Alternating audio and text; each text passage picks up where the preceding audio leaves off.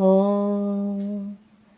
नमस्तेऽस्तु महामाये श्रीपीठे सुरपूजिते शङ्खचक्रगदाहस्ते महालक्ष्मी नमोऽस्तु ते। नमस्ते गरुडारूढे ढोलासुरभयङ्करी सर्वपापहरे देवी महालक्ष्मी नमोऽस्तु ते।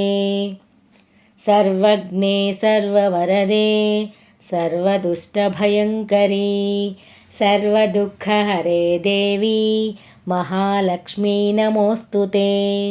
सिद्धिबुद्धिप्रदे देवी भुक्तिमुक्तिप्रदायिनी मन्त्रमूर्ते सदा देवी महालक्ष्मी नमोऽस्तु ते।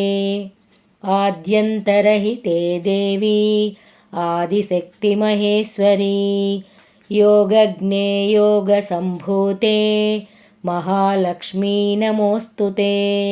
स्थूलसूक्ष्ममहारौद्रे महाशक्तिमहोदरे सर्वपापहरे देवी महालक्ष्मी नमोऽस्तु ते।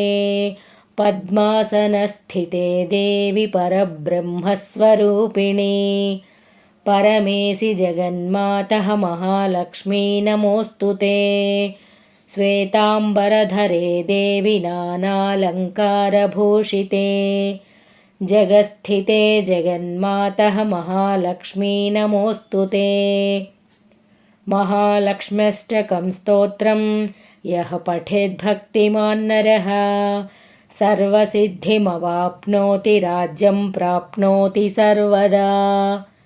एककाले पठेन्नित्यं महापापविनाशनं द्विकालं यः पठेन्नित्यं धनधान्यसमन्वितः त्रिकालं यः पठेन्नित्यं महाशत्रुविनाशनं महालक्ष्मीर्भवेन्नित्यं प्रसन्ना वरदा शुभा इति श्रीमहालक्ष्म्यष्टकम्।